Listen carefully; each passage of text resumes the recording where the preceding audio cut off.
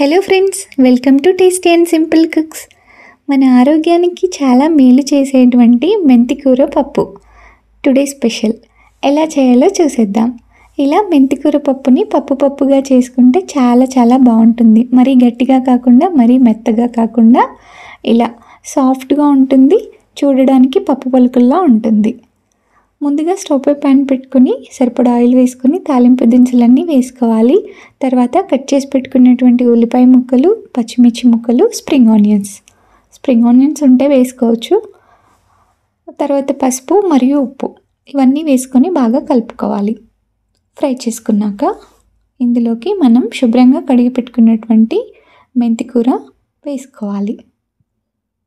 ఇలా మెంతికూర యాడ్ చేసుకున్నాక ఒక 2-3 సార్లు ఇలా కలుపుకుంటూ ఒక 2 మినిట్స్ ఫ్రై చేసుకోవాలి. ఇలా ఫ్రై చేసుకోవడం వలన మెంతికూర చేదు లేకుండా ఉంటుంది అండ్ ఫ్రై అయిపోతుంది. ఇప్పుడు ముందుగా మనం ఒక చిన్న గుప్పెడు నానబెట్టుకున్నాను నేను పెసరపప్పు. 2 కట్టలు మెంతికూరకి ఒక గుప్పెడు పెసరపప్పు నానబెట్టుకున్నాను. ఇలా నానిపోయి ఉన్న పెసరపప్పుని యాడ్ చేసుకొని కూడా కలుపుకోవాలి. పెసరపప్పు ఆల్రెడీ నానిపోయి ఉంటుంది కాబట్టి చాలా త్వరగా ఉడికిపోతుంది. మూత పెట్టుకొని ఒక 5 నిమిషాలు కుక్ చేసుకుంటే చాలా ఉడికిపోతుంది. ఒకవేళ కుక్ అవ్వట్లేదు, ఫ్లేమ్ ఎక్కువగా వస్తుంది సిమ్లో కూడా అనుకుంటే ఒక చిన్న పావు టీ కప్పు వాటర్ యాడ్ చేసుకోవచ్చు. ఇలా ఒక 5 నిమిషాలు కుక్ చేసుకున్నాక రుచికి సరిపడా ఉప్పు చూసుకొని వేసుకోవాలి. నేను కూడా కొంచెం ఒక పావు కప్పు వాటర్ యాడ్ చేశాను. చూడండి, చాలా చక్కగా ఉడికిపోయింది.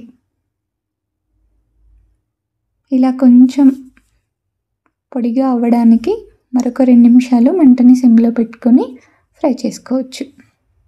చూడండి, పప్పు ఎంత సాఫ్ట్గా ఉడికిపోయిందో. కర్రీ రెడీ అయిపోయింది. Very simple recipe. ఇప్పుడు సర్వింగ్ బౌల్లోకి తీసుకుందాం. చాలా చాలా టేస్టీగా ఉండే మెంతికూర పెసరపప్పు రెడీ.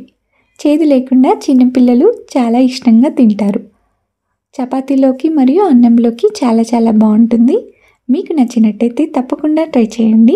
ఎలా వచ్చిందో నాకు కామెంట్ బాక్స్లో తెలియజేయండి. Thank you.